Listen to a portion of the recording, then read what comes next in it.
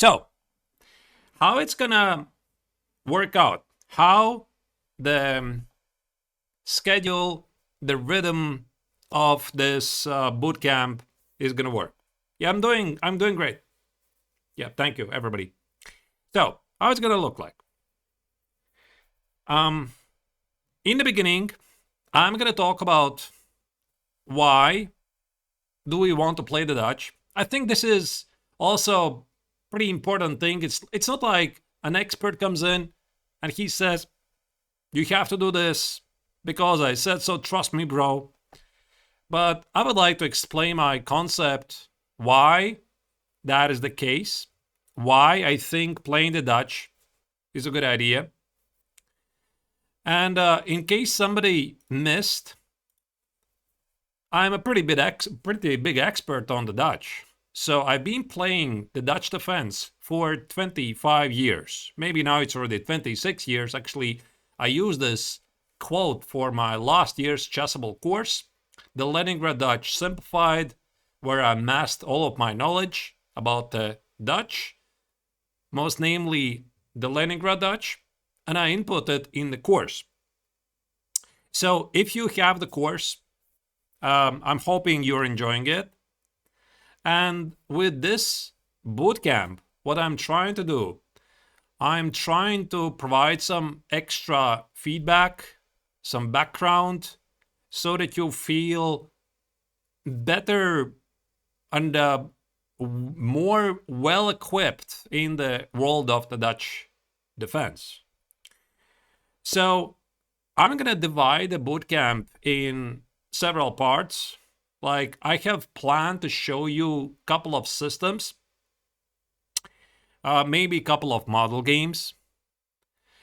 Obviously, the bootcamp is for everyone free to watch. And if you have been around before, you already know the drill. So first I stream on Twitch. Then I upload the video right after the end of the bootcamp to my Patreon, because I have a Patreon. By the way, we have a fellow VIP Patreon member here. His name is Cam GP2 here.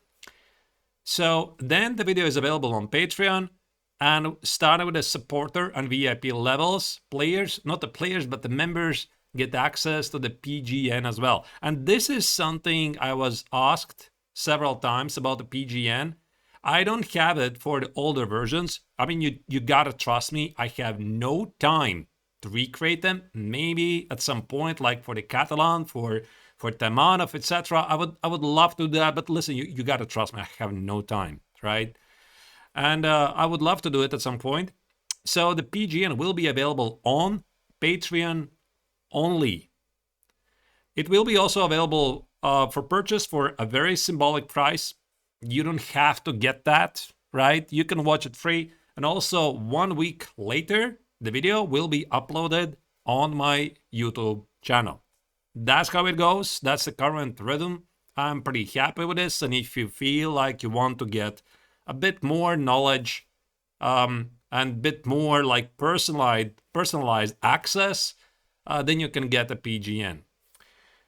One more thing I would like to point out at the very beginning, before I start the bootcamp, I would strongly encourage every single one of you, if you are big fans, still big fans of the Leningrad Dutch or the classical Dutch or the Dutch defense as a whole, support the authors, right? There are so many great authors out there who have written courses not only on Chessable. There's some websites like Modern Chess, like I'm pretty sure that Chessly has some Dutch courses. Support the authors, right? They're inputting really hard work. And with this bootcamp, I'm definitely not trying to take anything away. It's just I'm sharing my free knowledge to you. And I hope that it's going to serve you like a very nice appetizer.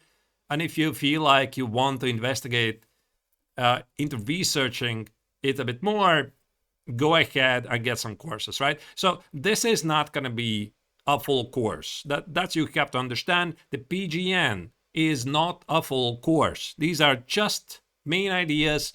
And I think that if you're like rated up to I'm afraid to name a number, let's say 1600, 1800 perhaps, on chess.com, maybe even 2000. I'm not really sure. Maybe for you it's enough. Yeah, so you can just give it a try, see what happens, and then you can arm yourself with some courses. All right. That being said, I had to say this.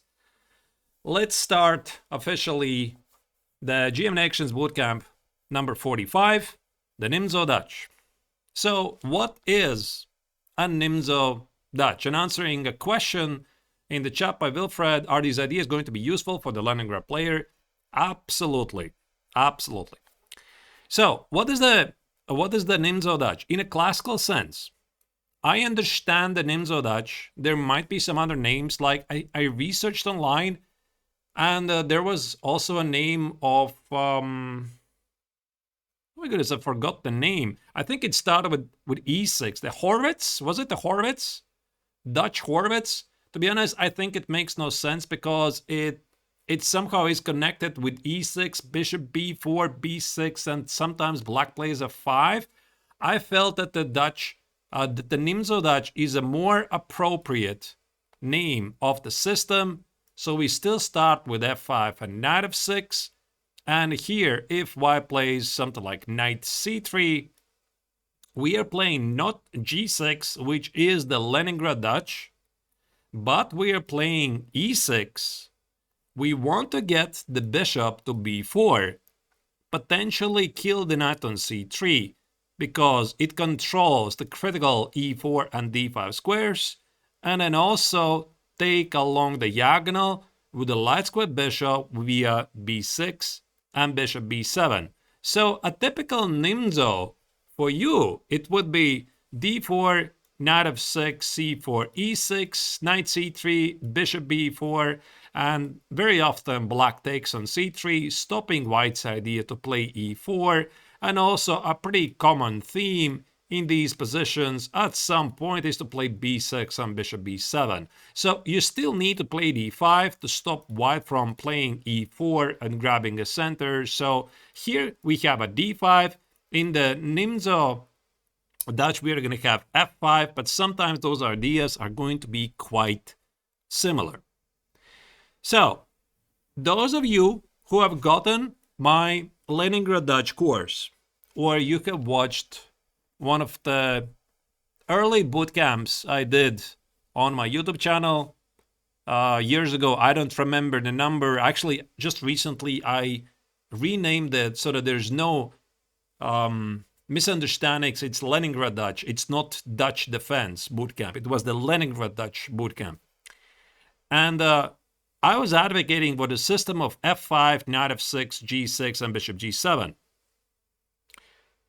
To be honest, I already don't remember what I said in my Chessable course.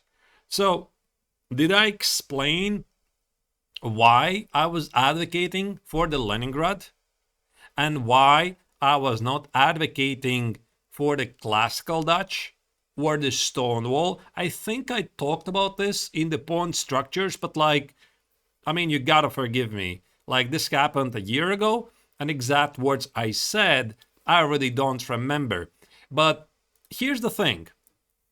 The Leningrad Dutch system, which starts with, let's say we play C4, and knight C3, for example, G6, knight F3, bishop G7, and then white plays either G3 or E3, should castle, bishop E2 or bishop D3, whatever, play D6, eventually play E5. This is much more popular at a competitive level. And there is a very good reason.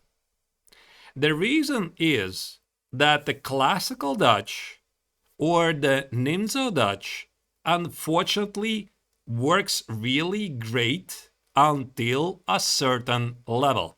So this is something I would like to stress out immediately at the very beginning.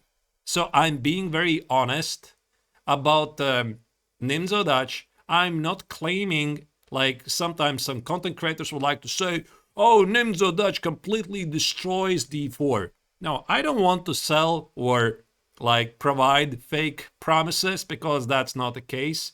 But I would say it works really like a charm, at least until 1800. At least until 1800. Then I suppose you have to see for yourself. And after the end of the bootcamp, you're going to see yourself. Why is this? And you're going to see yourself why I am advocating the Leningrad Dutch ultimately as the perfect weapon. But I do think that having some knowledge of the classical Dutch, of the Stonewall, and of the Nimzo-Dutch is definitely going to be useful. All right? Okay, here we go. So before I'm going to start with the theoretical explanation, first I would like to show you a game. Now, this game I played 3 years ago. Like, I already was a pretty strong GM, still an active player. I was playing it in the Swedish league. This game is not in the database because it's not. I don't know the reason. I always keep notes on all my games that I have played. And I was playing a game against Patrick Nilsson, who is rated 2184 ELO rated. So it's safe to say that in certain cases, the Nimzo-Dutch is going to work like a charm, even against 2200 level players, maybe even higher. Yeah, so I have a couple of games that are like rated over 2021, 2200. Probably against the GM, I would not play this in a classical game. Like maybe like select moments when I would do this, even though there's nothing terribly wrong with the system. But you're gonna see then why. Where's the problem? Why I'm not playing it so regularly. So in this particular game, I open up at a5. My opponent played bishop f4, the London. And we are going to talk about the London today because the London is a very popular setup from the white's perspective. So I played knight f6, he played e3. And those of you who have my Dutch course on Chessable, the Leningrad Dutch Simplified, you know you cannot play g6 here. I say it in the course. The idea is to play h4, h5. White sacrifices an exchange and develops a very deadly initiative. So as long as this diagonal is open, h4, h5 is a threat, and it's not easy to parry. So in this game, I decided to play e6, go back to the roots of the classical or the Nimzo-Dutch. I was not yet sure how the game is going to go because I was playing this system with e6 followed by future bishop b4, b6, bishop b7 a lot in my childhood. And then I dropped it, and you're going to see why.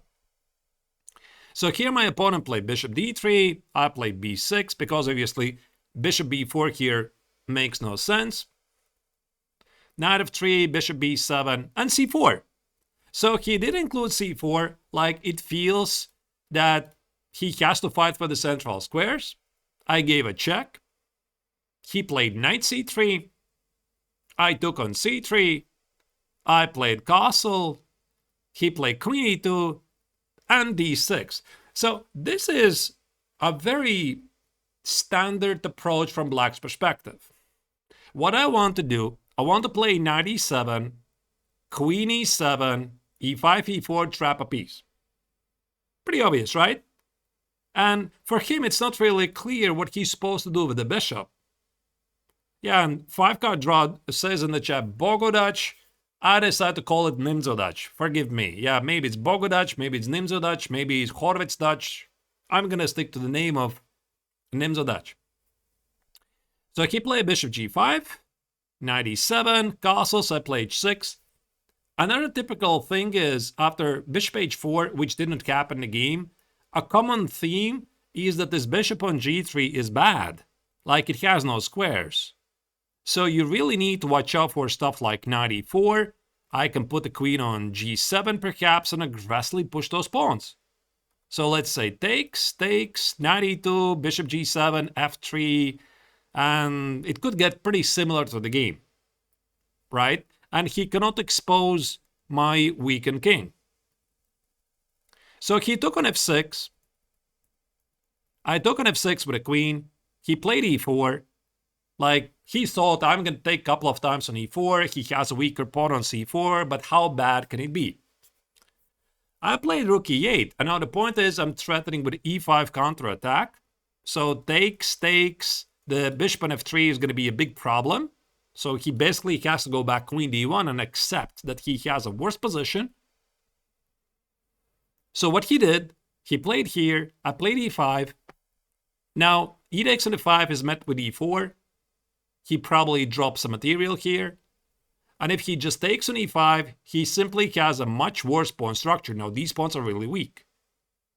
And just like that, he played e5, I play f4, and I get the perfect dream setup from the king's Indian defense. So what does it mean? I don't have the bad Oxford bishop. I can push those king's pawns for an attack. And at the same time, he has no contemplated queenside. Like, his typical idea is supposed to be c5. There's no c5. There's no a4, a5. I'm going to play a5 myself. Anchor the knight on c5 and say, do your worst. And this is how the game basically finished. Like, I play g5, I start a kingside attack, I decide to trade off his bishop, which was controlling the light squares. g4, first take care of the queen side. I was watching out for him to go for some positional pawn sacks with c5, queen a6, etc. First, I just secured everything, and then I open up the king side. Slowly and carefully, now getting to this pawn. Bring the queen to a4 potentially, so I'm playing on both flanks. Yeah, on h3, finally he panicked. Tried to organize some counterattack. I gave up the h-pawn. And simply deliver the mate. So, pardon me showing the end of the game so quickly, but all of this led to the outcome that he has no defense, because knight f3 is queen g4, I take on f3, I have an extra piece, everything just falls apart. Now, I could of course advertise and say, oh, look at the amazing Nimzo-Dutch setup, it always will destroy your opponents. But that's not true. So my opponent misplayed things clearly. And we are going to go back a bit and understand where things went wrong for white. So we are going to go back to the very beginning. The London is fine. Bishop d3, not my ideal move. It's an understandable move. b6, knight f3, bishop b7. All of this is okay. So, the first mistake my opponent did, he played c4. And this is where so many of your opponents, they're going to misplay in the opening phase. And I'm going to explain it a bit later. Everybody who plays d4 from the white's perspective very often follow up with c4. But playing d4 and c4, okay, since I started it, I'm going to explain this. Everybody who plays d4, like most of the players up to the, let's say, 2000, maybe 2200 level, they don't have a separate system to play against the Dutch. So they treat the Dutch as just another setup. So I'm still going to play how I'm playing, for example, against d4, d5, against d4, knight f6. So they play c4, and now your ideas of e6 and bishop b4 become alive. And we're going to talk about it a bit later, right?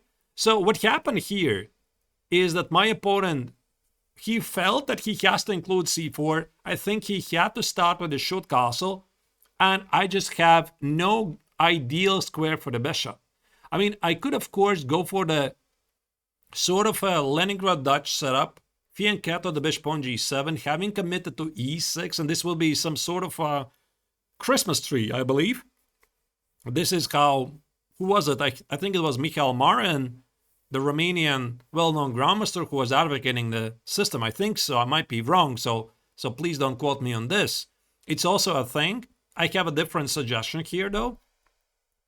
But he played c4, And now knight c3, this is a pretty common inaccuracy.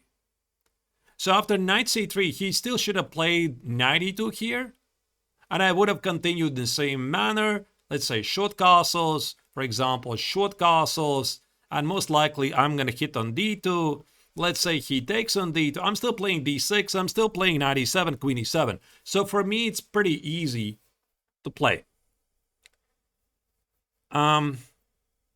There's a question in the chat. Aren't we often committed to e6 against the London in the Leningrad? Anyway, yes, we are.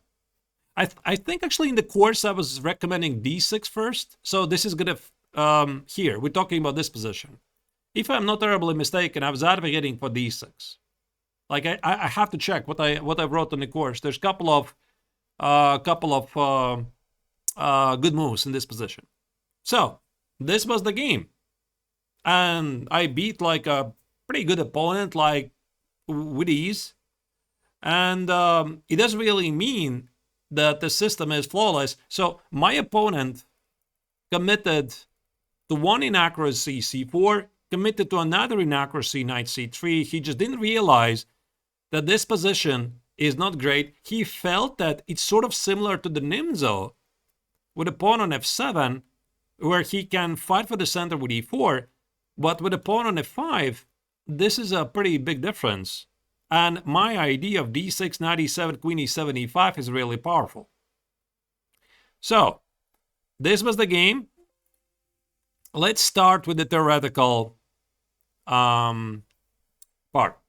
So, we're still going to start with d4, f5, and maybe, as I promised, why are we playing the Dutch? We are playing the Dutch to get a slightly unusual game. We don't want to get a symmetrical position, and Dutch, in a way, is a very provocative choice. So white can play gambits e4, white can play gambits g4, h3, queen d3, etc., etc. The bottom line is, in all the gambits, black is doing perfect. Like, if white is playing against the Dutch and he tries to play a gambit, you, with the black color, already have succeeded.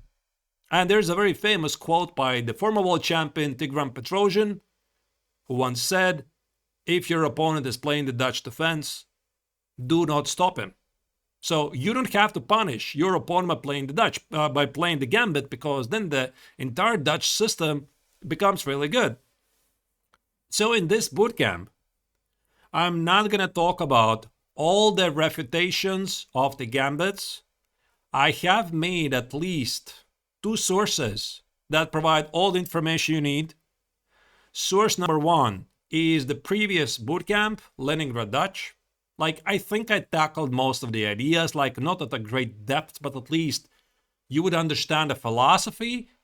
And the second thing, my Leningrad Dutch simplified course. Like, this was released last year. There is an entire chapter dedicated how to deal with all kinds of gambits. Like, white is not gonna surprise you in any way, right? All of this is covered, so that's why I'm not gonna do it here. So we are going to focus now on c4. And this part, we are going to talk about what happens if white commits to c4, follows knight c3, and plays bishop g5. So I opened up Lichess database. Like, I could have used chess.com, pardon me, chess.com. Yeah, I checked Lichess. And I check what people are playing. c4, 34% of the players, of club level players on Lichess, they go exactly this. They go c4 because they don't see the difference. What's f5? What's knight f6? What's d5? So if they play d4, c4 against d4, d5, they're going to play d4, c4 against the Dutch defense as well, right? It's pretty logical. Knight f6, knight c3. 71%. 71% of Leech's club level players, they're going exactly here. And this is where your choice of playing the Nimzo Indian is going to start to pay off. So here we don't really have to go to the Leningrad Dutch. We can, but here a simple move is e6. After e6, our idea again is pretty simple. We want to play bishop b4, b6, bishop b7. Yeah, by the way, I see Wilfred is saying I've been going here d6 as per my course. Like, that's why I'm saying this bootcamp will be an extra knowledge, extra choice to you. So I made a bootcamp about the Leningrad Dutch. So I cannot really switch to the Nimzo-Dutch in the middle of the Leningrad Dutch, right? You understand me, right? One more thing before I continue.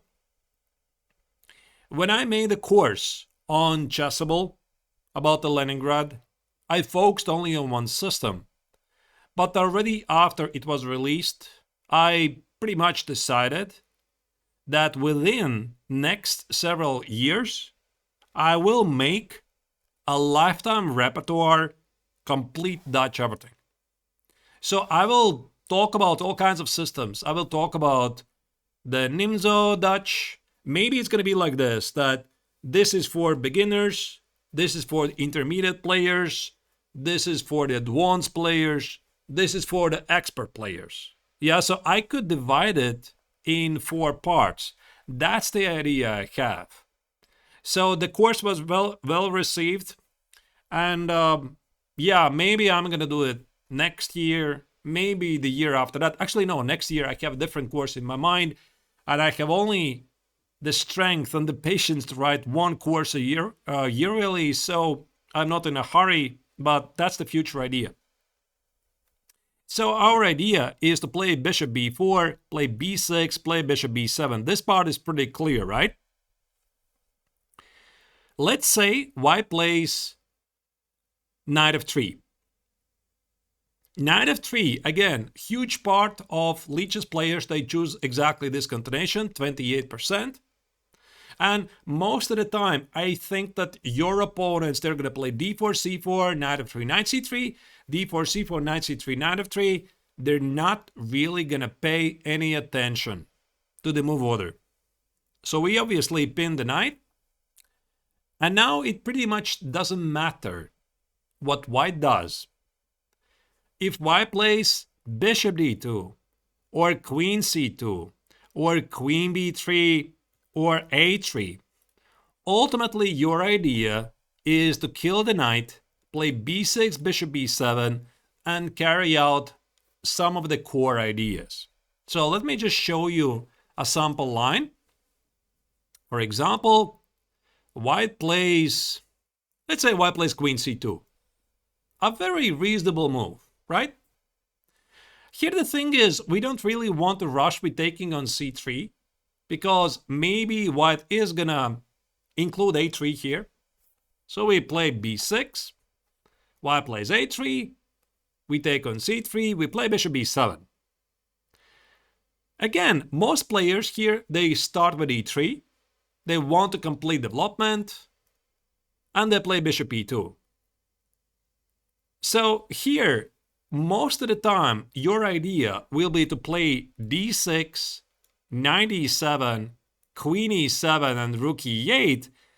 But I think it's a good idea also to include knight e4, because knight e4 is like a general preparation or cautious move against white's d5 idea. And we're going to talk about this d5 idea.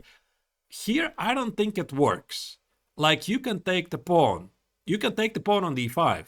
But in other similar positions, d4, d5, disrupting your bishop on b7 is going to be a key idea you should never ever miss. For example, if you take it, sometimes white has knight e4, threatening to win a pawn, threatening with a fork. Also with the bishop on g2, this starts to look really serious. And if we play e5, there's knight g5. And that might be a problem. So that's why if you have a choice, it makes sense that you include knight e4, you push away the queen, and now you play d6. Now you see there's no d5 because you either take it or you play e5 and there's no knight g5. It's as simple as that. And as soon as white plays a short castle, you can continue with knight e7. There's nothing wrong with the move. But the very common lift of the rook is rook f6. Rook f6. And let's say if white plays knight e2, like his idea is to play f3, smoke out the knight. You play rook h6. And it starts to look really scary for your opponent. So he plays f3, you play queen h4, and now what? The pawn on h2 is under attack. h3 is going to be knight g3, the initiative continues. Actually, I didn't really check. Maybe even h3 is queen g3 with rook h3. Like, let me put this on the board. Like, also, this looks pretty scary. I'm not really sure. With the idea to play queen h2 and continue the attack. But if white accepts, you develop a very dangerous initiative by playing knight e7, rook f8, and the king is in a harm's way. So you have sacrificed 2 pawns, for example, knight e4. I think queen h4 wins the knight, knight g3, rook f6, and white's position just collapses. So this is one of the sample lines, and probably it can be played out a bit more accurately. As soon as white plays a short castle, you have the idea to play rook f6 and rook h6. I didn't really check what happens here. Let's say knight e4, bishop e4, bishop d3. Again, you're looking for some tactical possibilities. I think queen h4 is going to be like a quick mate. He can't defend. h3 is bishop g2, queen h3, and queen h1, or rook g6, whatever you choose. So you see, black's idea very often is very straightforward. And okay, maybe white could pick up that the best move is d5, but I think that this move already is literally impossible until 2200 at least. Like, they're not going to pick it up. So the big idea, according to an engine, is that white has some very big compensation after b4. They don't think like that. They don't see what they have for the pawn, and they never sacrifice it. I mean, this could be 2450 level, ELO, not lower. And actually, d5 itself is not really a problem. So you see, knight e4 is a threat, and there's a very powerful response c5. You take away the square. If he decides, I don't know, to take on c6, you take with the knight. Rook d1, you can still go for your kingside attack ideas like rook g6, maybe toss the other rook to f8, and you just start a kingside attack. Like, every single piece you have is going for the kingside attack. I think it's very easy, straightforward. It's just a sample line, really. And let me show you another line. Let's say after queen c2, if white decides to play a3, I think a lot of players could do this. Like play a3. Obviously, you take on c3, you play b6. For example, white plays e3. Castles, castles. I mean, we can play knight e4, but here d6 looks nice. And I think having double the pawns for white, d5 looks very risky. Because, again, e5, he either wins the pawn or enables knight g5.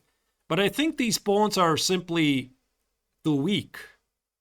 So, probably you can just, I didn't really check it, either take it on d5, bishop takes on d5, and plays something positional as queen e7 with a pretty good game.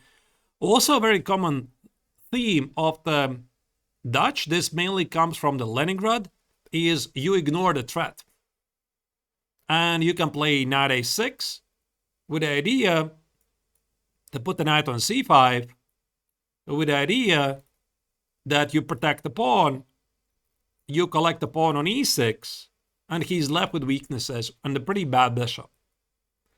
This is a pretty advanced idea, like I would say 2200 plus, but as long as you know this, you're good. Are there ideas of targeting the pawn on c4 with bishop a6?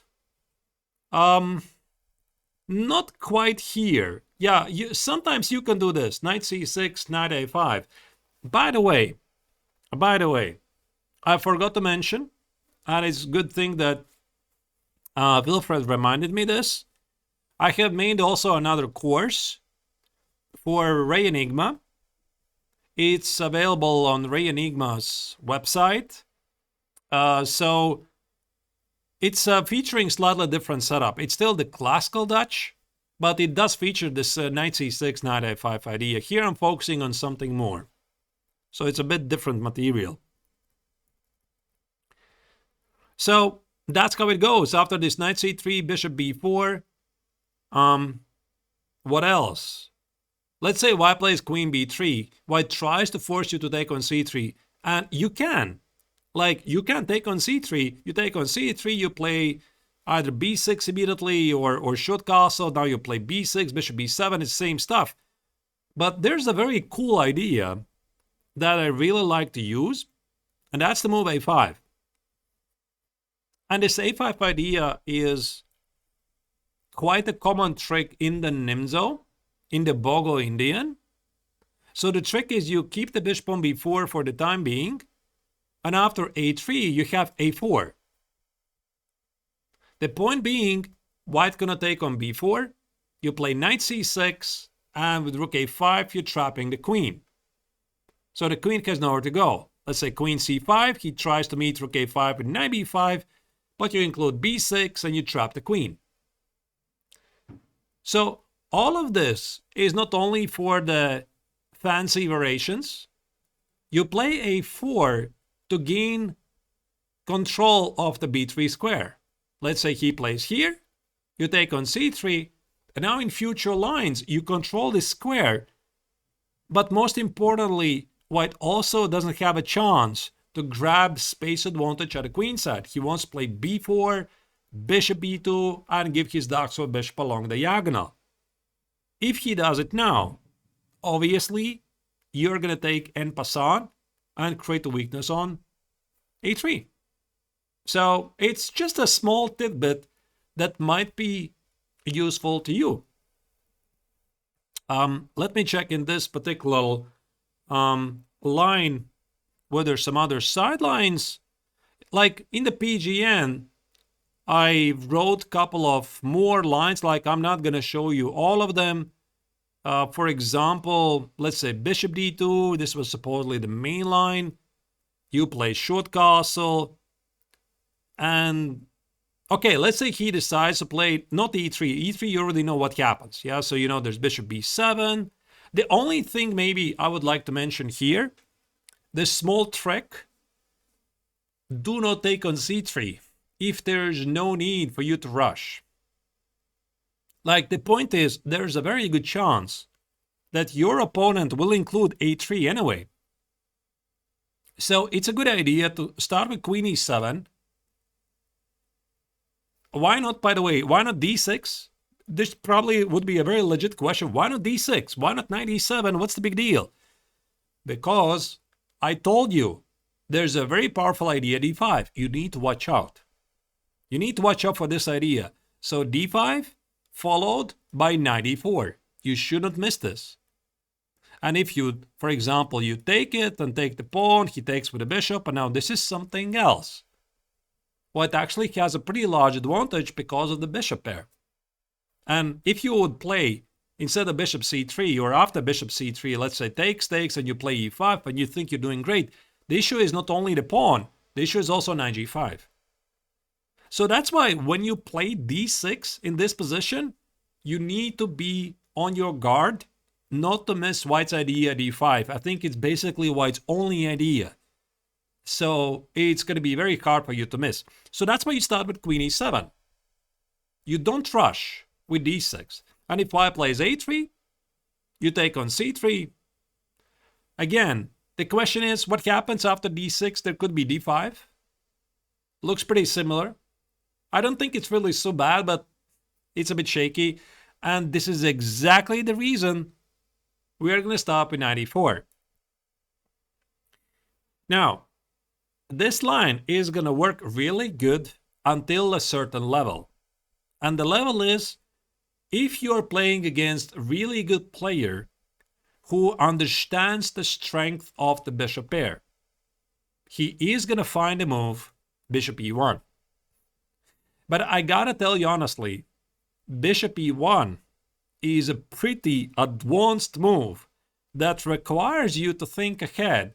So I would say it's going to take at least, I'm afraid to name a number, at least 2,200, maybe 2,100 level player to play this. Everybody before that, they're not going to even consider bishop e1 because it just makes no sense. It blocks the bishop. Why would I do that? So they would not even consider this. The bishop is so bad on e1. But the big idea for white is white does play knight e2, f3, and smokes out your knight and gets the bishop here and the center. So the position still remains slightly preferable to white. Like you play rook e8, white plays something like bishop g3 or puts the bishop on c3. And because of the bishop pair, white's position is slightly better. And here we start to touch one of the first reasons why the Nimzo-Dutch works until a certain level. And again, I've been very honest about it from the very beginning. So if your opponent is like unaware of the strong idea, it's not like you're doing terribly, you're just going to have a slightly worse position, and he plays something normal as rook c1. No, it doesn't look disastrous. Yeah, there's a question. This is not disastrous. Like, it's a playable position. You can win this, but I'm just giving you an honest answer. You're slightly worse. You should understand this, because the position is going to open up, white's bishop here will increase. But against certain types of players, I would play this anyway. Like maybe in some blitz or rapid, whatever. Yeah, I think I'm going to play it against anybody, even if they pick up the bishop e1 idea. But if they don't, if they play, for example, something normal as rook c1, you play d6, you wait for knight e2, because he's going to be bothered by the knight on e4. Again, watch out for d5. I don't think d5 here is a problem. There could be two ideas. You play either knight c3 and play e5. There could be a second idea, just grab the pawn. And there could be a third idea, you already remember the maneuver, and that is c5. So as long as you know these maneuvers, for example, here c5 takes away the control of the d4 square, for you it's much easier to figure out at which moment what works. But let's say white plays knight e2. Takes, we take the bishop, of course, and play knight e7. And a very, very common mistake in this position, and I've seen it happen so many times from the white's perspective, e4.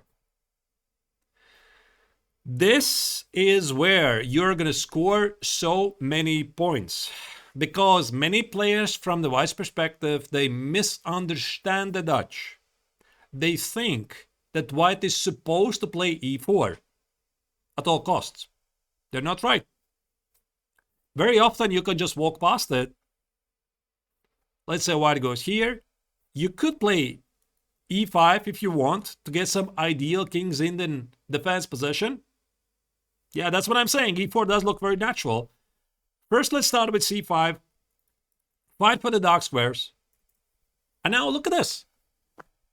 Now, does this position remind you anything from the very first model game? It is literally the same. Like I showed you that position. White had a pawn on c3. It was literally exactly the same. Like you play knight f6, you play g5, you put the bishop on c8, whatever, king h8, rook g8, h5, g4. White is just watching. White is just watching how you're slaughtering him at a king's head. And I think I can say this word here. White is worse. And e4 is a pretty common mistake. Because again, it takes a certain level player to understand that you're not going to take on e4, that you might just walk past it, that e4 makes the bishop on d3 a pretty bad piece. There you go.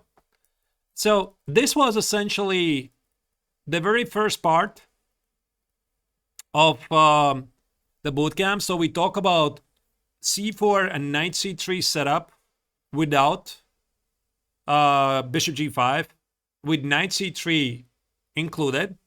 Now let's move on a bit. And let's talk about the second part.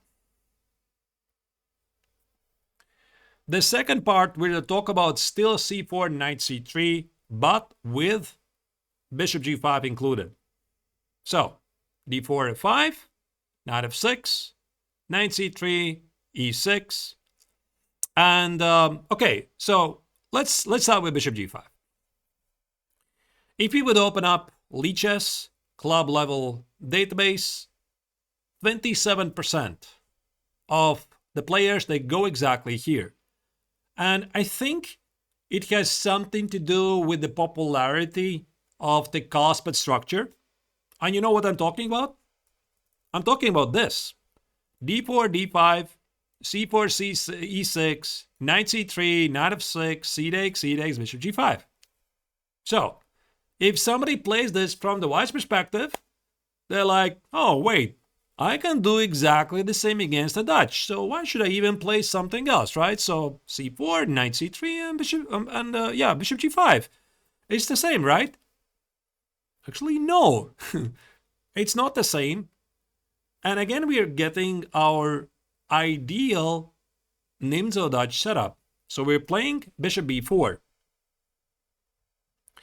After bishop b4, let's say, again, white decides to play, it's either a3 or queen c2 or rook c1. It doesn't really matter. Not much changes. So let's start maybe with queen c2. We play should castle. White probably is going to play e3. And again, there are some nuances. I try to make work this b6, but you have to be a bit careful here. Again, it really depends against who you're playing, and maybe ultimately it's not going to matter if your opponent is going to play, for example, knight f3, bishop b7, bishop e2, and you're going to play your, I think h6 is necessary here, and let's say d6, and you're going to take on c3 and knight e7. Everything is exactly the same. But there's a problem. You see, white has not committed to knight f3. And if you're playing a good player, he might find knight e2. And this is actually one of my first experiences when I was not yet a GM level player. I was playing a pretty similar position against top Russian Grandmaster Alexei Dreyev. This was some European Rapid or European Blitz Championships. I don't remember, like God knows when, 20 years ago, maybe 20 years ago. And I got something like this.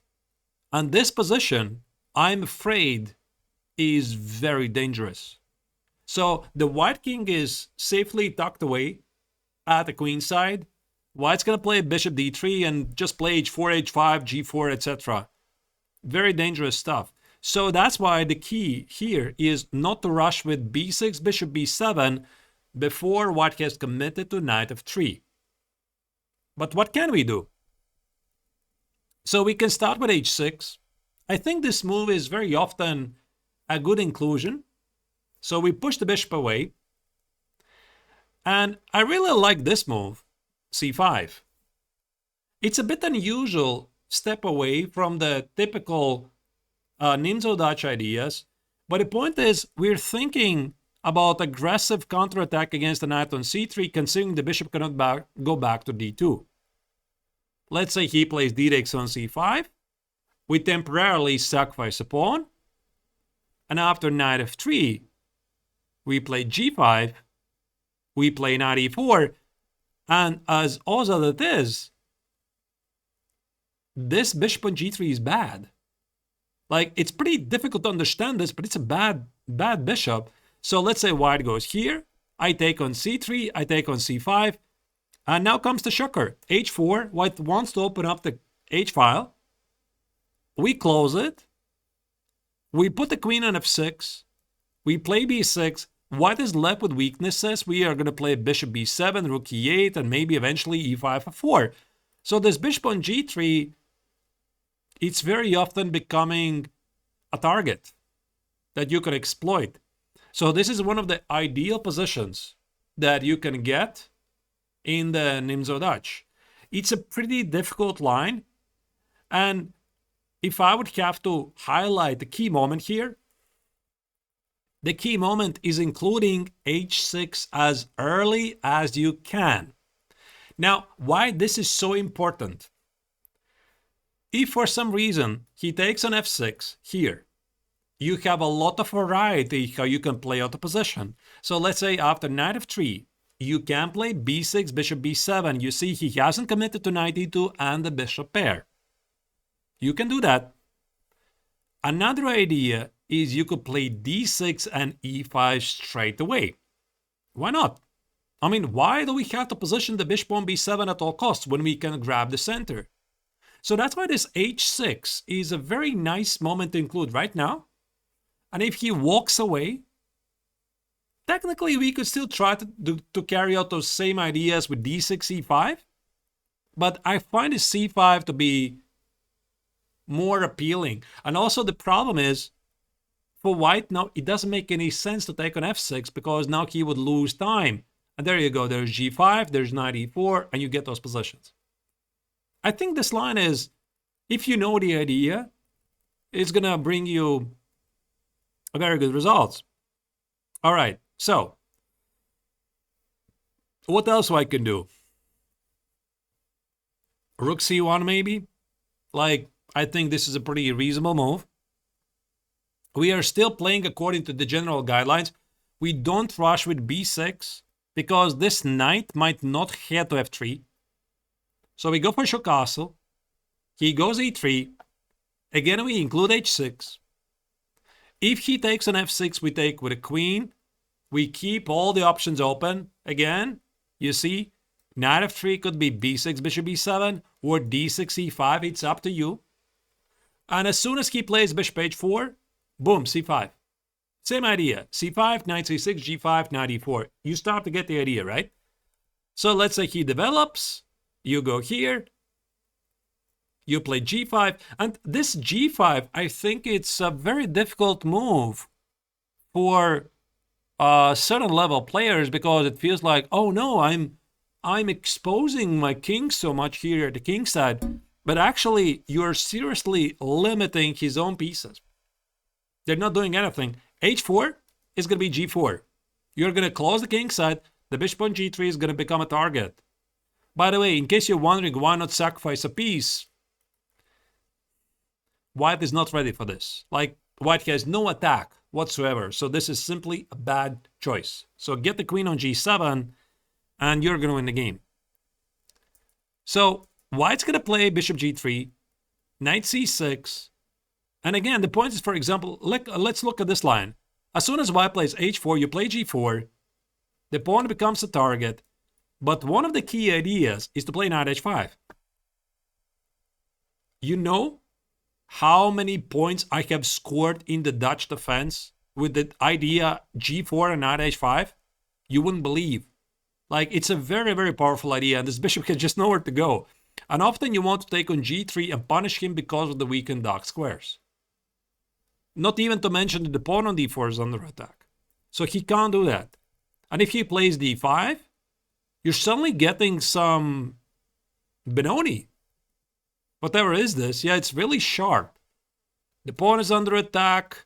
Knight e4 might be incoming, or maybe bishop d7, queen e7. Maybe let's start with queen e7, knight e4. h4 is going to be g4. Your king is not weak. That's the best part. The Benoni Dutch. Yeah, the Benoni Dutch. So that's another idea. Maybe he plays e3.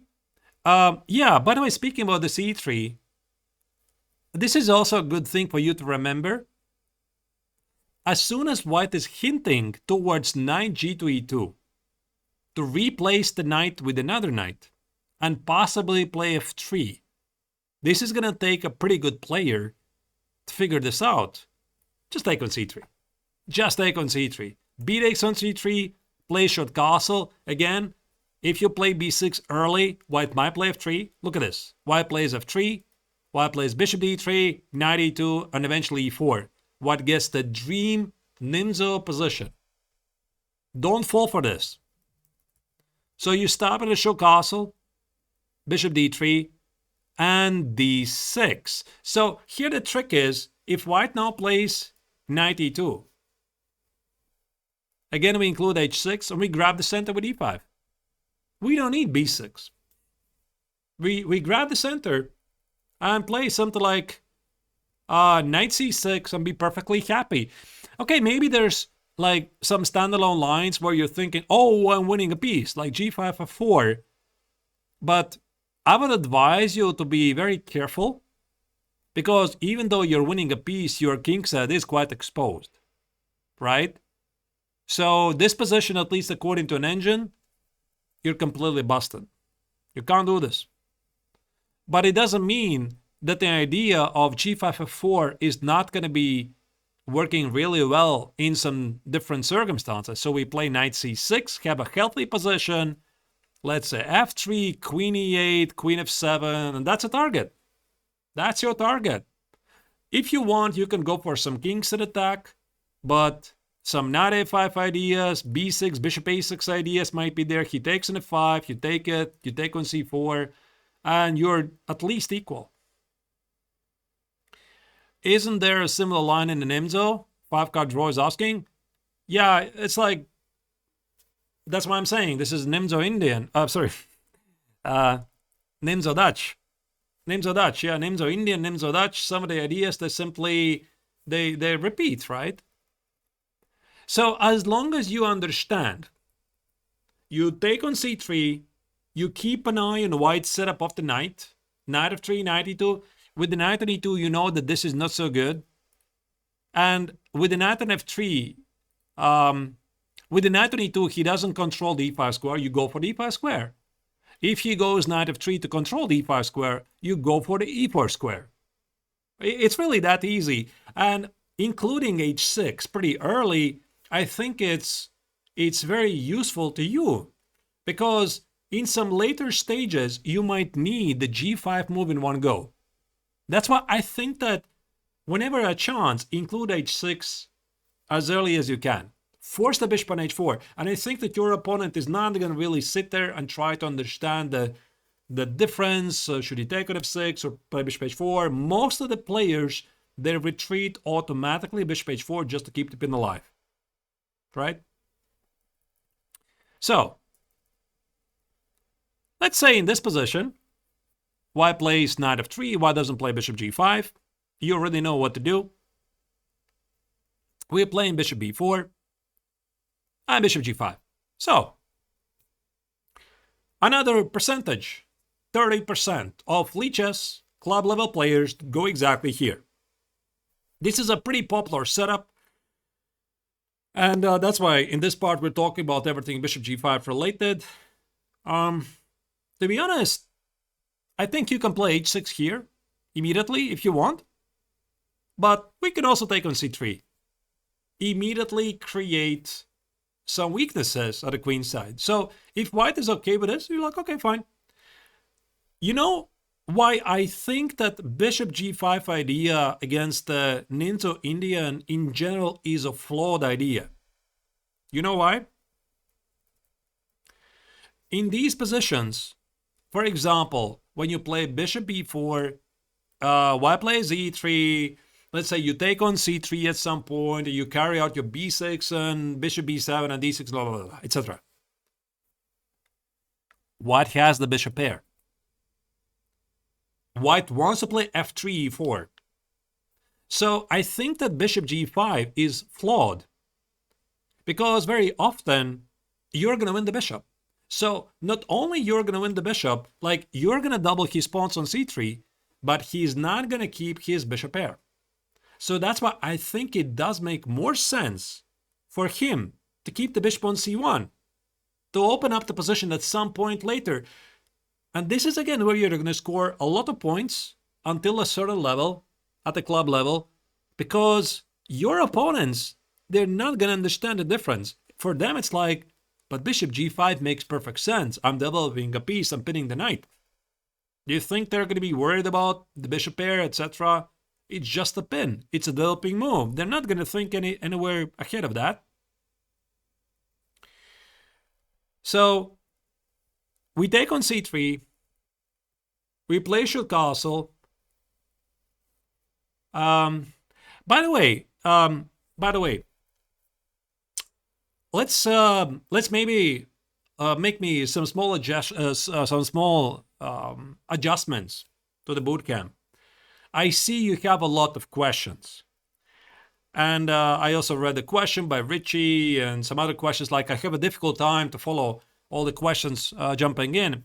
From time to time, I will try to answer some questions, but I think we could have also a separate questions and answers part at the very end of the bootcamp, right? So we can still go back a certain moment. So you watch everything. I hope you're going to still stay here until the very end. And I am going to select a couple of questions. But yeah, it's like sometimes when I'm addressing a question, I'm forgetting what I wanted to say, right? So e3, and you have two perfectly reasonable choices, d6 or b6. Again, remember, b6 generally works just fine against knight f3. This you should know, right? And again, let's say white goes bishop d3, bishop d7, should castles, d6. You see, this is one problem with the bishop on g5. He has no d5 and knight g5 idea. That's what I'm telling you. Like, this bishop on g5 is not always such a great idea. And for him, it would be actually better to have the bishop on c1 so that knight g5 becomes a thing. So it's not like this bishop on g5 helps white. But I decided here just to keep with d6, play h6. And let's say if he takes on f6, and plays should castle, he simply has nothing to show for his double pawns at the queen side. Like, again, you can play b6, bishop b7 if you want, but I think a more straightforward idea is e5. e5 is one of the common ideas of the Dutch, of the Leningrad Dutch, of Dutch itself, anyway. And if I play e4, this is, I think, a pretty important part. You have to respond with e5.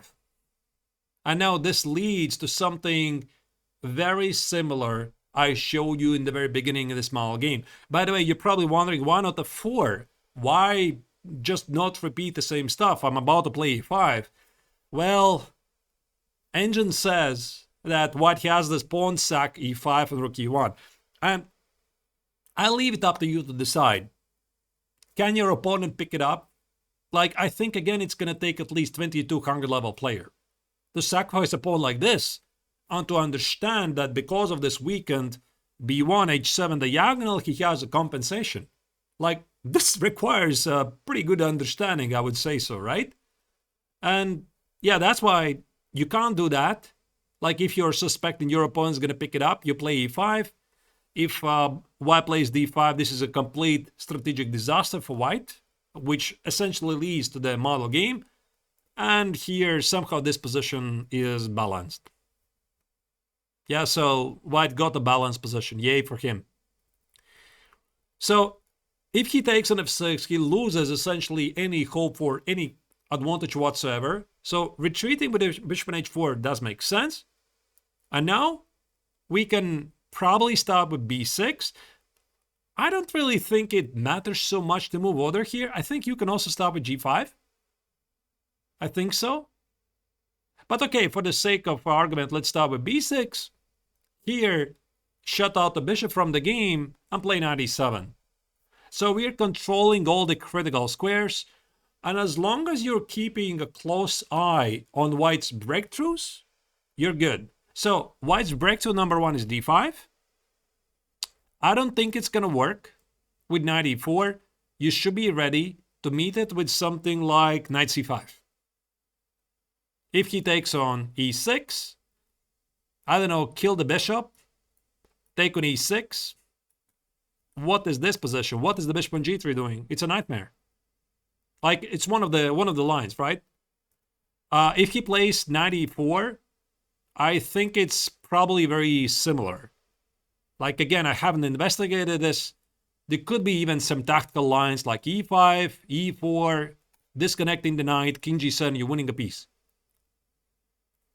Yeah, I didn't really check it, but I think it's pretty bad for white. So d5 doesn't work. c5 sometimes works, but here, it's just a free pawn. You take with a b pawn and take with the knight. Thank you. There's no e4. And you're about to put the bishop on b7. And h4, you already know what to do. You play g4. And you play knight h5. Queen f6, bishop b7, rook e8, e5, f4, resign.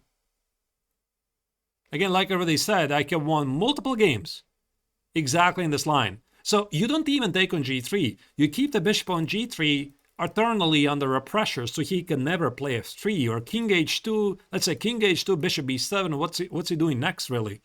I don't understand. Like f3, this is already asking for king g3, and this can't be good, right? So you can put the other knight on h5. So I'm pretty sure you're going to score a lot of easy victories. So bishop g5, I would say it's just not a great choice for white, and yet it's so popular at the club level. All right, let's move on. Part number 3.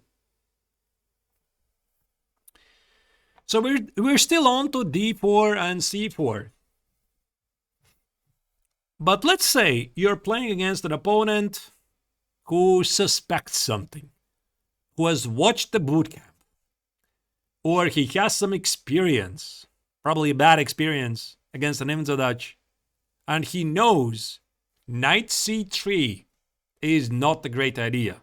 Or maybe he just randomly never plays it. So let's say knight f3.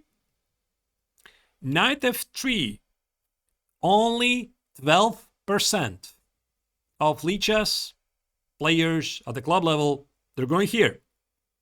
What was knight c3? I already don't remember. It was something like close to 70%. So you play e6. Again, very big chance. Your opponent's going to play knight c3, bishop b4 with just on transpose. Very big chance. If he plays bishop g5 here, I think we can again stop with bishop b4 check. Play h6. You're threatening to trap the bishop. And the one thing what I really like about these positions, let's say if white says you have to take on d2, you actually reserve the opportunity to keep the bishop pair. Like in these positions, you can decide, oh, I'm going to go back. I'm going to play d6, e5. I'm going to have my bishop pair because the knight on d2 is misplaced. You can do that. But for the sake of simplicity, okay, fine, let's just take on d2. b6, d6, it's up to you. Both of them are good. d6. Yeah.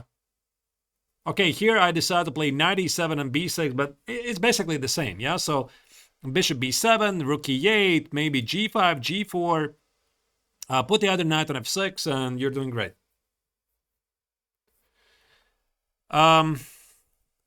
Richie's asking that after bishop e7, e4 is looking a bit risky. Yeah, maybe. Maybe. I'm not really sure that this is such a big problem for black because you see, white is missing the docks of a bishop. But I understand what you're saying. Like, if you're not really sure about this, I think this should be still pretty much okay for black. Like, something like d6 probably. And let's say e5, d takes on e5. I do have the bishop. If you take it, at the right moment some c5 and 97, but I get it. Yeah, I get it. Like this could, okay, I'm missing queen h5 by the way, yeah? So probably I need to play a short castle, and yeah, white plays c5, bishop c5, okay, but there is this.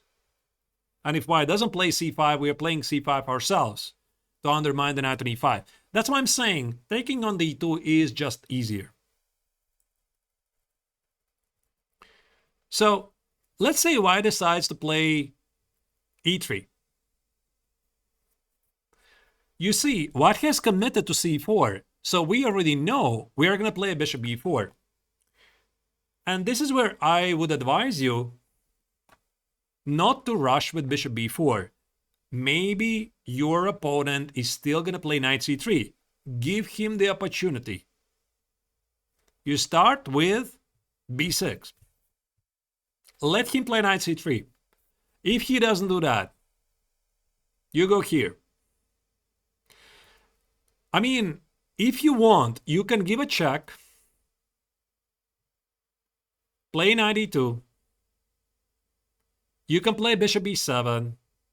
Keep the bishop on b4 as long as you can. And he's going to be annoyed with your bishop on b4. He probably is going to play a3. You take on d2. He takes with the knight. You play d6. Again, you're keeping a close eye on the d5 push. Like here, I don't think it's a threat. You can just ignore it. And it's going to lead to something like this. All you should know that Engine likes white. I mean, again, I'm telling you honestly, Engine favors white's position because white's idea is to play rook e1, f3, e4 at some point.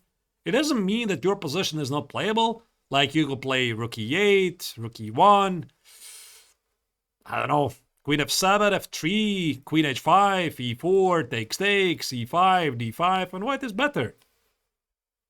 No matter how you look, yeah? So maybe you find some tricks here with knight g4, whatever, but you're worse. You gotta accept it.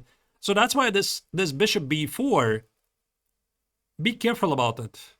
And again, I'm saying that this idea is gonna work until a certain level.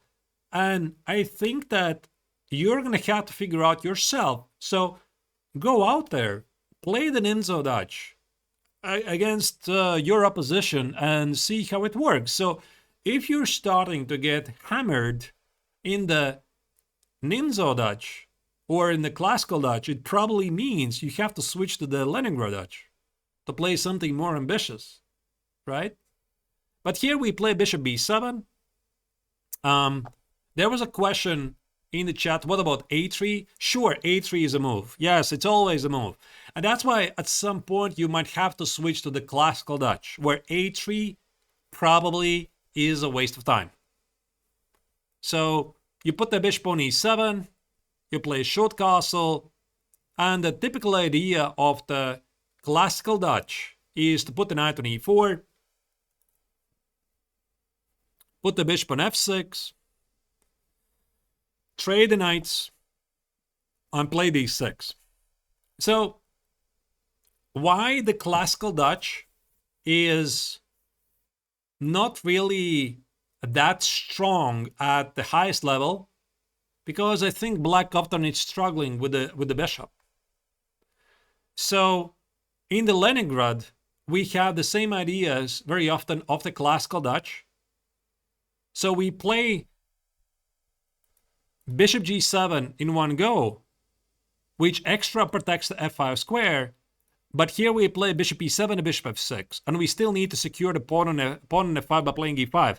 I think this small nuance, it does matter. So that's why I believe that the Leningrad Dutch is still the best system. And yeah, here, by the way, if I play something like f4, you can play c5, knight c6, here, organize some counterplay, black is doing great. But listen, white clearly did not play the best setup. All I'm doing is telling you that in case for some reason your opponent does everything to make sure you cannot play bishop b4, get rid of your Dutch by bishop, double the pawns on c3, you can always put it on e7. And this is the realm of the classical Dutch. Now, obviously, in the classical Dutch, the biggest promoter has been Ginger GM, Simon Williams, grandmaster from England. He has made many, many courses on it. I know that he's a big expert on the classical Dutch. I'm a big expert on the Leningrad Dutch. I'm not a big fan of the classical Dutch, but I get it. Many players like it, and it probably works really well until a certain level. Well, I like the Nimzo-Dutch somehow a bit more than the classical Dutch, and you know why? Because I think this bishop on e7 up to a certain level is just a useless piece. Like, if you have difficulties to carry out this d6, e5, for example, you play d6, you watch out knight g5. Knight g5, d5, you have issues. This is always a problem, this knight g5. So that's why I really like whenever there's a chance to trade off the bishop on c3, and then you immediately can put the queen on e7. So this bishop here has not a lot of things to do. So in this position, we could also try, for example, white plays g3. A g3, I think, already is a pretty sophisticated move. White wants to put the bishop on the long diagonal. Try to slow down you playing b6 and bishop b7. And also, he kind of better protects the king. It makes sense, right? So we're going to play bishop b4 check. Yeah, actually, we are still going to play this. Yeah, bishop b4 check. We're still going to play b6, but let's first start with this check. Because if he starts with knight c3, you know what to do. Takes, b6. We are immediately having a fantastic position. So if he plays bishop d2, after bishop d2, we can just take it. And a very common inaccuracy at the club level is people like to take with the knight. They think that I'm developing the knight with a tempi. But the knight on d2 is pretty poorly placed. So we can play show castle, and now we carry out a very, very common idea. We play d6, no time for b6 here. We play knight c6, and e5 is inevitable. Also notice that white doesn't have the move d5, because he doesn't have enough support to the d5 square. So he can't stop you playing e5. He goes here, you play e5, and if he plays takes, e4, a very, very common idea, especially from the Leningrad Dutch. I have won, I'm not exaggerating, hundreds of games with this maneuver f4. f4, you want to take on bishop g4, bishop f3, and dominate the dark squares on d4, c5. Like, your dream position is to have a good knight on d4 against bad Lasky bishop. That's it. It's that easy. And if white decides to take on f4 with an idea to make a break in the center, a very common pawn sacrifice is knight h5. If you know the maneuver, you're good. This, by the way, also works in the Leningrad. F takes, knight f4. You have a killing attack already. So you think tossing every single piece at the king side, this pawn is gone, the knight on f4 is a monster, the knight on d2 is just dead meat. Like, you already have a killing attack. Like, I think it was queen e7, rook e8, knight e5, maybe get the queen on h6. The king is really exposed. It's a terrible, terrible position for white. So this happens after knight takes on d2. And white probably has to take with a queen. Speaking about b6 here, you have to be a bit careful. Watch this out. Watch out. So you play b6, bishop b7, castles, knight c3, and you play queen e7. Like, again, if you play d6, you know where's the problem. This is a problem. d5. We talked about this more than once. E takes on d5 is going to be either knight e4, c takes on d5. You're busted. Never, ever go to this position. And if you play e5, there's going to be knight g5 and knight e6. Big, big issue. So that's why if we play queen e7, white plays d5 anyway. That's kind of a problem. And I don't remember what was after e5. There was some issues with the center. I forgot to check. Maybe this? And anyway, knight g5. So you're not in time to set up the perfect center. Yeah, so you have to be a bit careful about this d5 idea. It's a very, very common idea. So you still play knight a6, allow knight e4, you put the knight on c5. This knight a6, knight c5 is a super, super common maneuver in the Dutch. You play a5, secure the knight, and it's kind of okay, but you're kind of worse. You're slightly worse. And by the way, also with the knight on d4, white's typical idea is to play d6. Let's say you do something silly, you blunder the bishop.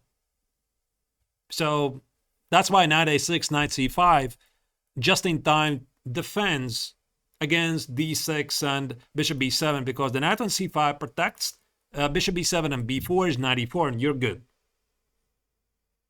Yeah, so as long as you know this maneuver, you're looking in the right direction. But the point is like this b6 unfortunately doesn't work here that good. So you have to go the other way and you play d6. You play knight c6, your idea is to play e5, and white has to do something about it. If white plays knight c3, you play e5. You're just good. Immediately good. Perfect. Let's say white takes, and plays rook d1. A very common idea in the Leningrad is taking, playing e4, putting the knight on e5, and playing c6. And I think I even found the possibility to execute Danya's bishop e6, bishop c8, that according to some world-class players is an alien move. I think I already made some videos. There's nothing alien about it. It's just a very common move. The bishop belongs on c8, all due respect to the chess legends. So this is like a dream position, and I talk about all of this, I think, in either my Leningrad Dutch speedruns or in my course about the Leningrad, like, whatever. Yeah, so this is again the core idea. You want to play e4, and if white goes here, you play e4, you play d5, you're doing fantastic. Like, that's the common idea. You play e5 to play e4 to gain space. How difficult can it be? And that's why white has to react to this somehow. And he's going to react with d5. And this is one of those positions where you, again, have to be a bit careful. Like, you cannot take on d5. You do this, you're busted. Like, this is a terrible pawn structure. White's going to double the heavy pieces at the c file. That's a pressure on the pawn on c7. The knight is going to d4. That's a major call on c6. You play c5. I'm going to take en passant, and everything just collapses at the queen side. So don't do that. This is a bad choice. And if you're forced into this, this means you already made a mistake before.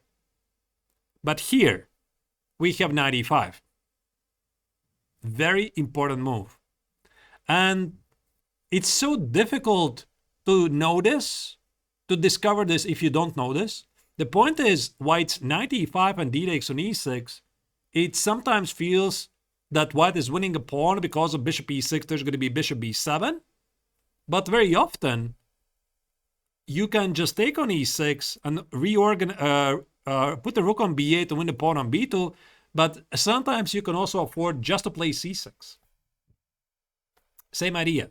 Like c6, you're going to take the pawn on e6, you play e4, you play g6, you play rook e8, and you take the pawn on e6. The pawn goes nowhere. That's the idea. But I guess there's no need to go for this complicated line. You just take on e6, bishop b7, rook b8, rook b2, you're just good. That's it. It just ends. And yeah, e7 is nothing. E7, for example, in this line is nothing. You just always play rook e8, rook e7. Like, this is a very common trick in the Leningrad Dutch. You allow white to win the pawn temporarily, and there's nothing he can do about it later. So that's why this knight e5, it doesn't do anything. and he would have to pick up some knight e4, which I think is a very difficult move, because if he does something else, like if he plays like b3, you know what to do. You take on f3 and you play e5. Now you don't have to worry about any knight g5, knight e6. You just have your dream King's Indian defense position. Everything goes for a king set attack, just as I showed in my model game. How easy it is, right? So he would have to go here, and he would understand that this position is interesting. Yeah, like d takes on e6, you play c5, you take on e6, and I gave here a pretty funny line so that we can conclude this particular line. Bishop b7, rook b8, bishop g2, and here Stockfish really made me smile. Watch this out. Knight g4, attacking the knight. Rook f2 is like, what? Rook f2, what? Take. Rook b2. So the key idea is he could take on b2. There's queen f6, he's dropping the queen. How about that? It's pretty cool, right? No matter where the king goes, you're winning the queen. That's pretty insane. So he cannot take it, and if he cannot take it, you have a deadly attack. Okay, this is a pretty cuckoo line. I found it with an engine, but I thought it was pretty funny, right? This entire sequence. So for white already to cook here, he can just lose it on the spot. Like I think this could be a pretty good player, like 24, 25 even, might fall for this. So it just doesn't work. And yeah, so I think mostly ambitious players in this position, they're going to play knight e2, because the idea is to go for the bishop pair. Like white wants to play a3, take with the queen, and put the bishop on the long diagonal. And this is already, okay, this is 23, 2400, if not higher level. Like this is not club level chess. And here I think you have to stop at b6. You give up the bishop, and you play this position. Yeah, queen e8. Again, d6 is d5. You know this stuff. Like, you have to be a bit careful here. So you play queen e8, put the pawn on d6, knight d7, and yeah, and here engine, by the way, says that d5 is necessary, which I think for a human it's not so obvious because there's knight e4. And somehow this leads to this position that engine says white is slightly better. Down a pawn. Okay, if you say like that, yeah, like, okay, I'm not going to argue with Stockfish. I think it's pretty difficult for humans to find this. And if white doesn't do this, there's a very nice idea. Borrow from the Queen's Indian. You meet d5 with bishop e4. Very, very important move. So it's like defensive move against d5. Now d5 is never going to be a problem. And then you want to go for the king set attack. Not knight e4. Not knight e4. This feels like the obvious move. Like knight e4. Like, I don't know, you want to play queen h5. But the point is, white is going to smoke you out. Like here, knight e3, you go, I don't know, here, f3, here, h4, etc. Yeah, you drop a piece. So it's not going to work like that against the bishop on g2, and that's why this bishop e2 is really great. So white trades the bishop, and you get this. And some game about equal. Maybe engine is going to say that white is slightly better, but I would say that objectively the better player is going to win it. And it's not clear if white can really play e4. Take stakes. You need to watch out for e5, and there might be weaknesses. So that's the idea. And yeah, let's say white plays bishop d2, then I think I already showed you this line, yeah? d6, yeah, I show you this line, d6, yeah. So all the lines, the lines that I checked, they're going to be available in the PGN. I just wanted to show you the ideas. So as you can see with every part of the bootcamp, white is getting smarter and smarter and smarter. So he is already avoiding knight c3, which is, I would say, pretty smart. So let's move on. There's one more system I would like to talk about, and that is the London. And I think I saw the question in the chat before. What about the London? There you go. There's going to be the London. So d4 f5, bishop f4, the infamous London. Like, I really like the caricature.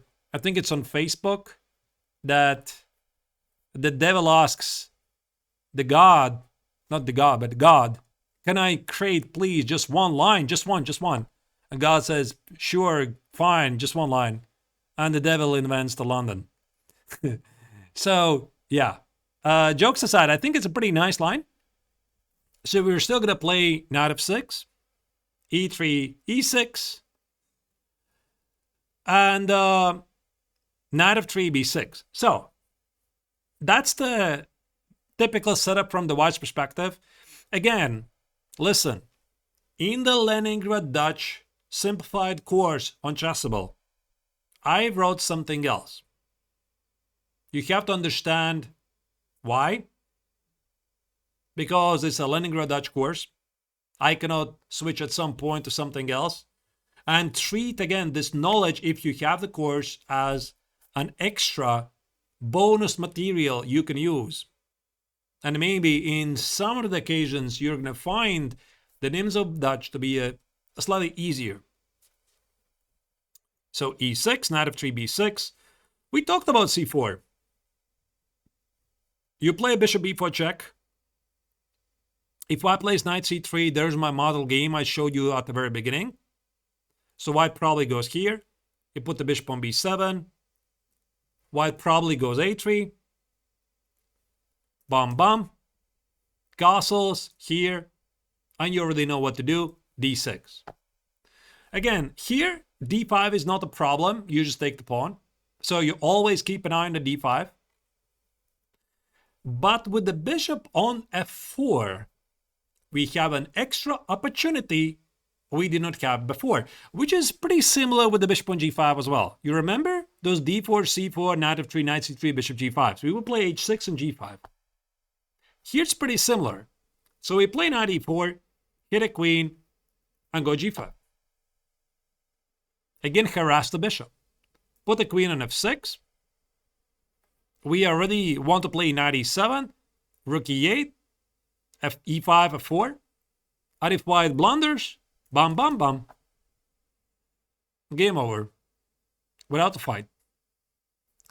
So, I'm not saying that obviously c4 is a bad move, but a good player probably is going to avoid it for as long as he can.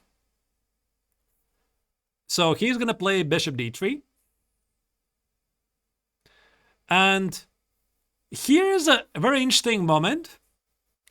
I think on Lichess, if I'm not terribly mistaken, knight d2 is the most played move.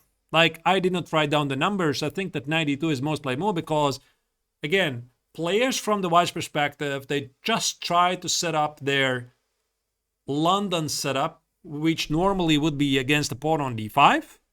Here's the pawn on f5. And they're not really going to sit and try to understand what's the difference. Here we have bishop d6. I like this move. I really do. Because I think that this bishop on the Daxweb bishop very often is a piece you simply do not need. Like, you don't need a position in the classical, in the Nimzo-Dutch position. So you would love to trade it away so that you can put the queen on e7. So if he takes it and plays a castle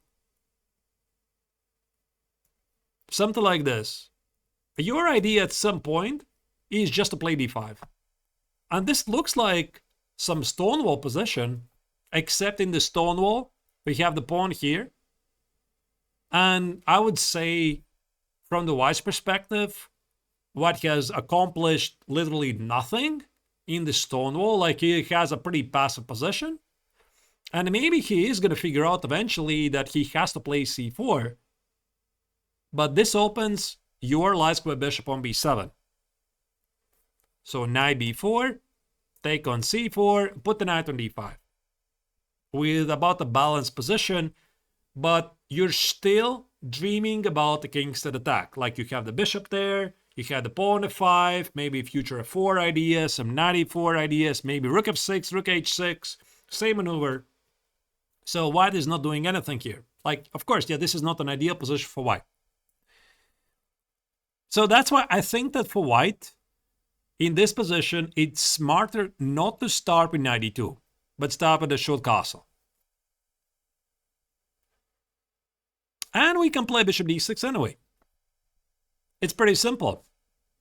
So you play bishop d6. I think white has to take. Like, if white doesn't take, you take at f4, and you are going to organize a very nasty looking initiative quickly. Look at this. Look at the line. Look at the line.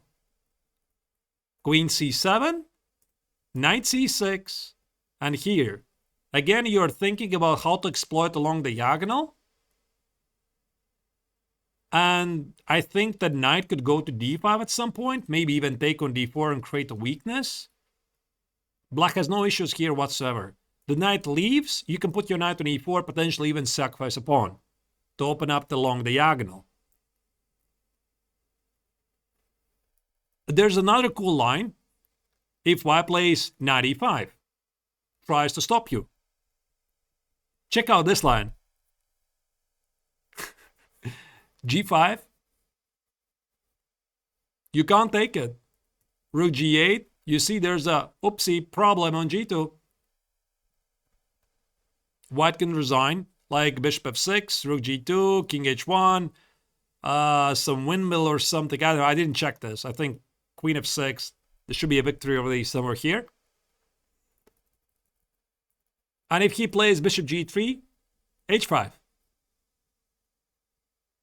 Pretty crazy, right? You want to play h4. He goes h4 himself, and you play knight g4. And suddenly, it's white who's under a heavy attack. Take, take, take, take, knight c6, long castle, goodbye. The king is completely exposed.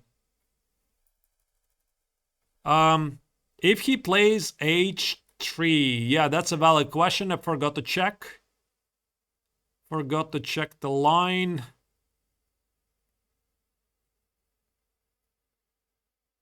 Probably h4, bishop h2. I should have checked the line. Just a second. Let me check it. Let me check with an engine here. Yeah, I was working with an engine in this line. Don't remember. Yeah, let's check it. h3, h4, bishop h2, g4, h takes on g4, h3. Now what? G takes on h3, knight g4. How do you like this? The queen h4 is killing. Knight g4, rook h3. White is getting slaughtered.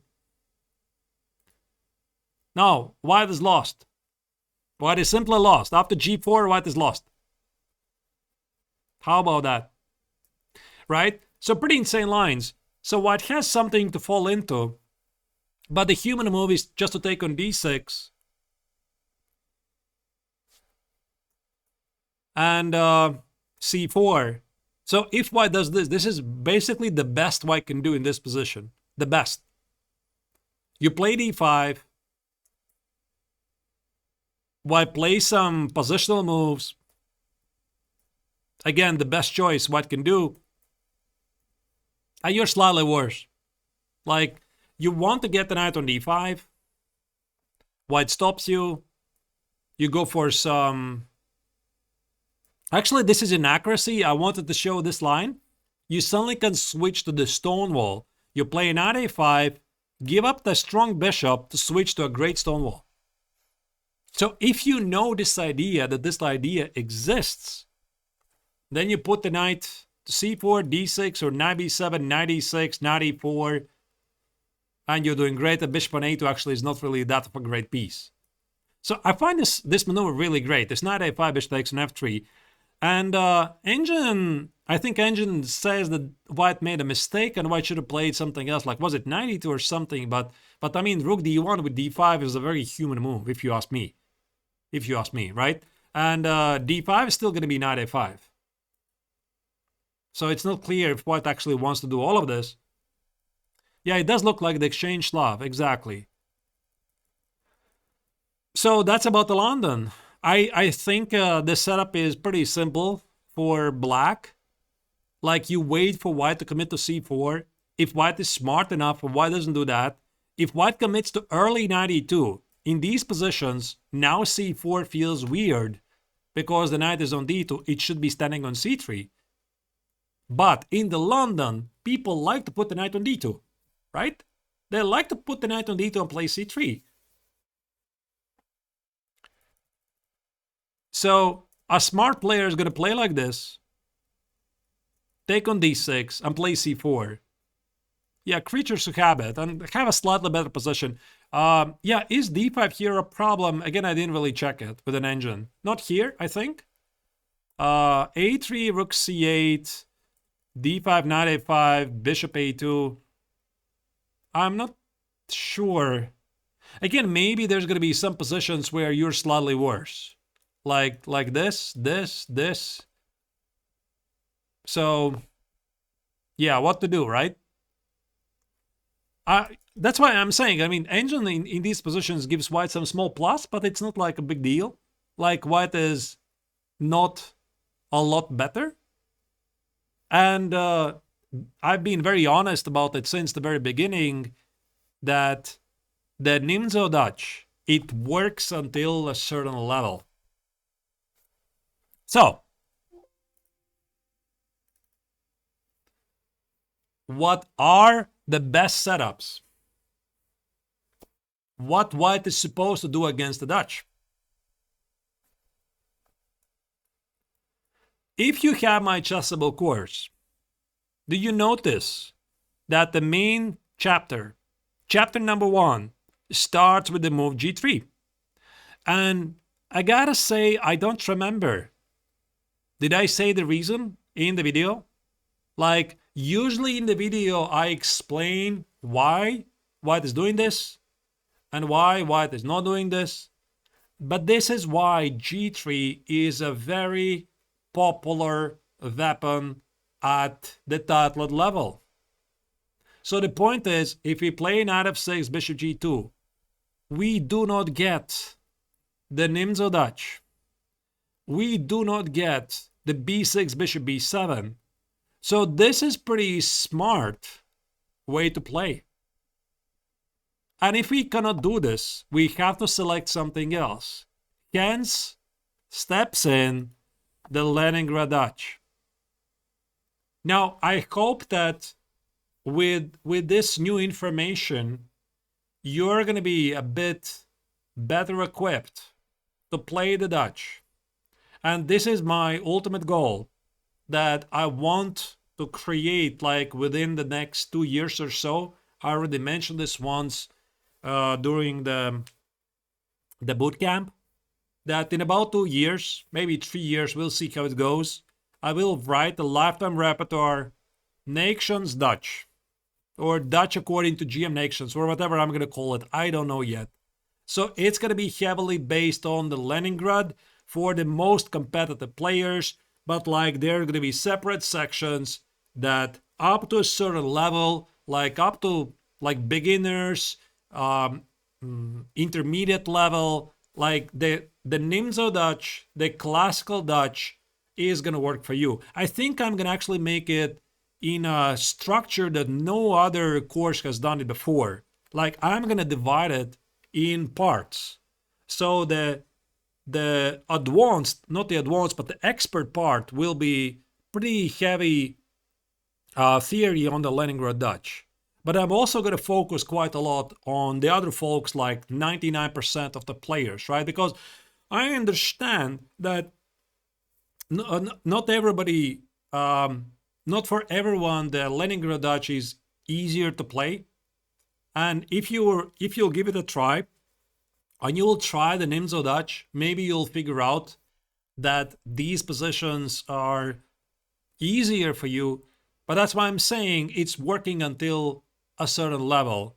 So if you will manage to master the Nimzo-Dutch, the Stonewall, the Classical Dutch, and the Leningrad-Dutch against really competitive players, you'll have a crazy killer weapon. That's what I promise. Yeah, there's no Stonewall courses on Chessable. Yeah, maybe. I don't really know.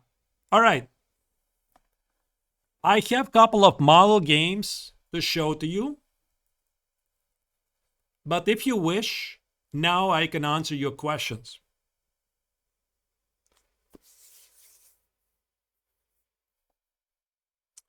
Now you can fire it away. Let me see.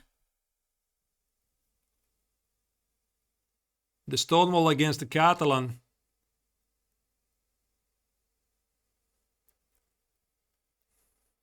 Let me see. I have a couple of cool games.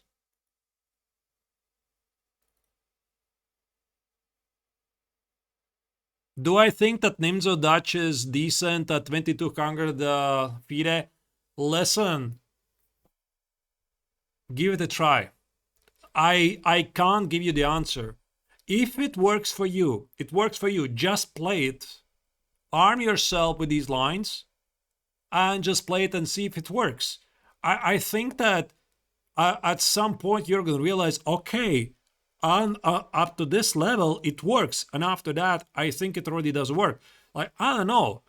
I have beaten some very good players with the Nimzo-Dutch. But I think that I would be quite cautious playing it against very good players in a classical time control. Like, I would be cautious a bit. Because I know the downsides. I know that the strong players, they know really well the strength of the bishop pair. They might find the bishop e1 easily, right? So I think you have to test it. Yeah, while you're gathering the questions, I'm going to show you this game. This game I was playing against Monika Tsiganova. She is the member of the Estonian women national team. And I don't remember, was she a woman grandmaster or woman international master, but she's been a member of the national team for many, many years, so a competitive player. This was played 5 years ago, and she played knight c3. Like, I gotta say, nobody ever played like this against me in my life. So I was thinking, okay, I can play the Leningrad. I can play the Leningrad. Nobody's stopping me. I can play g6, bishop g5, bishop g7, and probably she's going to take on f6 and play e4. Which I think is slightly risky line for black, but should be playable. And I decided, okay, I'm going to employ the Nimzo-Dutch, the classical Dutch. I think this is still technical, the Nimzo-Dutch. Bishop g5 and bishop b4. So my idea, again, was to execute the same idea. So I want to play b6 on bishop b7, possibly take on c3. She played e3, and I could have played b6. Again, look at this. So b6, bishop b7. Let's say white insists on the e4 push. I play h6. You already know the maneuver. Like, I don't think this is good for white. Looks pretty risky to me. This is a pretty sad bishop. Bishop e5 is always rook g8. This is an attack. d6 is going to be incoming. Like, you don't know what to do with the bishop, really. So, if white takes on f6, you take on c3. And now the key idea is knight c6. Not d6, knight e7. e4 and go for a long castle. White is worse. White's queenside attack is not happening because there's no pawn on b2 to be played b4. And you're just much faster with your kingside attack.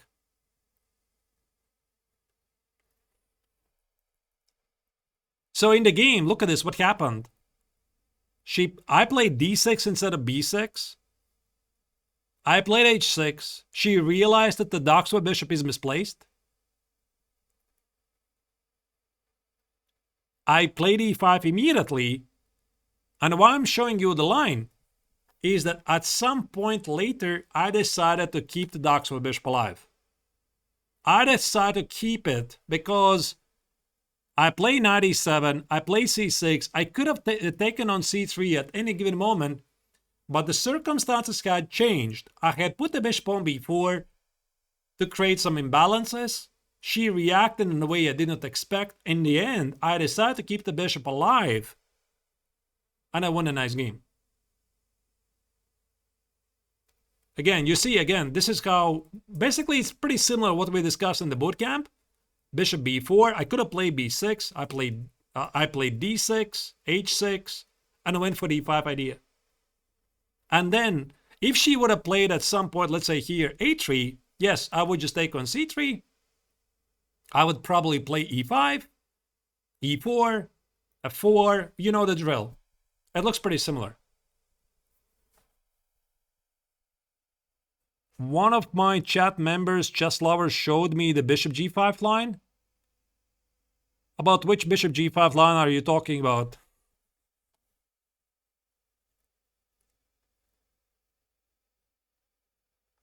Not sure. I have it in the chat.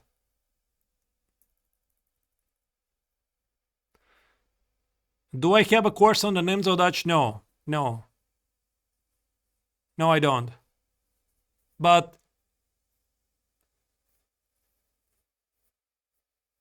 instead of bishop, listen, guys, if you want to have some feedback, you gotta mention me at which moment bishop before bishop g5. There's like million scenarios where bishop before, instead of bishop before, there's bishop g5.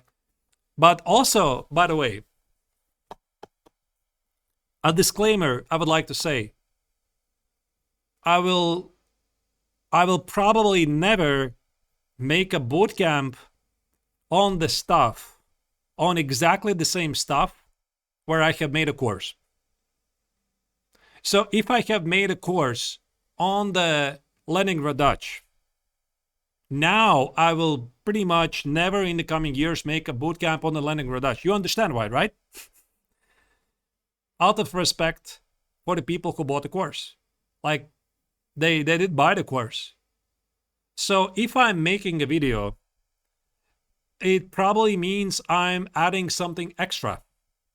So I will not make a bootcamp about the Leningrad-Dutch. I did make a bootcamp about the Leningrad-Dutch years ago before the full course. And then the full course provides so much more, right? Like a full repertoire, basically. But not the other way around. But I think that I'm going to definitely use some of the ideas we discussed today in this bootcamp, in this upcoming Chessable course. That's the idea. Now you know it. You heard it first time today, that in about 2 years, there's going to be this brand new lifetime repertoire course. If somebody is going to have the patience to study it, yeah, like, I understand, like, the modern trend on Chessable is to release the courses in parts. Part number 1, 2, 3, etc. Maybe I'll also do it. I don't know.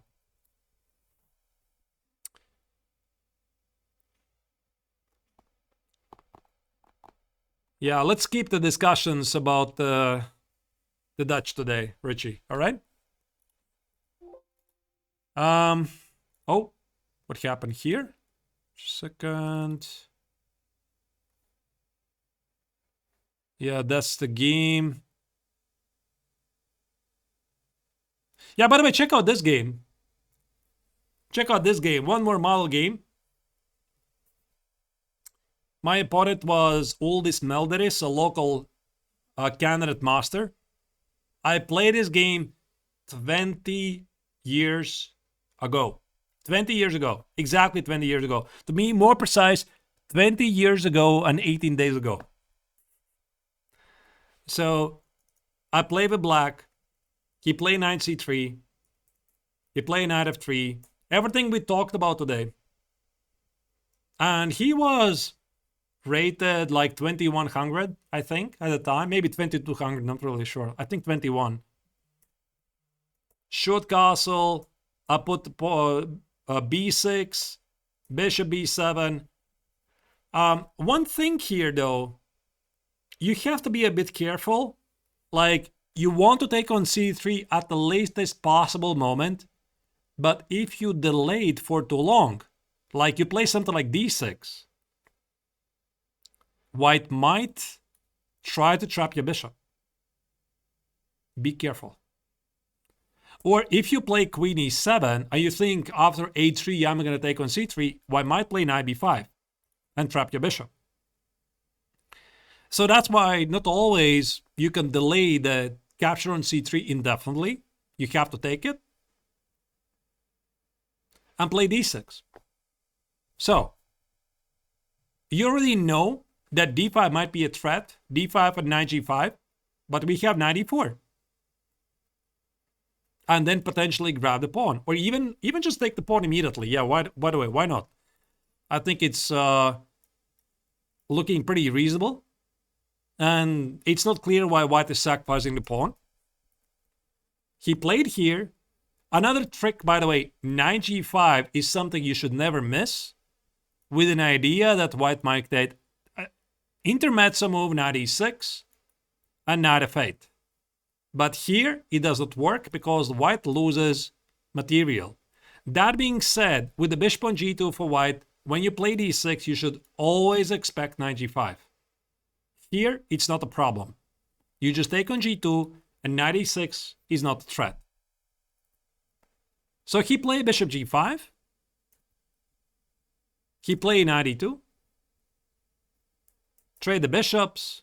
Play h6. You already know the moves.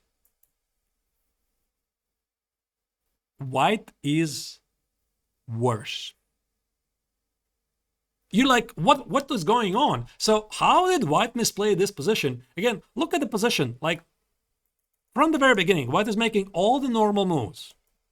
Queen c2, g3, bishop g2, shoot castle, make a pin, knight e2, getting rid of the bishop. What is worse? Because you're about to start a kingside attack. e4 is going to be f4. You already know this. So that's why he played f4 first to play e4. I played e5 first. And a couple of moves later, I secured myself an outpost on d3. Take, here. And I won the game. Why not take with the knight on f6? Because I want to keep the knight on d7 to play e5 for 4. And also the knight on d7 stops white's idea to play c5. I mean, I can take with the knight on f6. But he can play c5. Open up the queen side.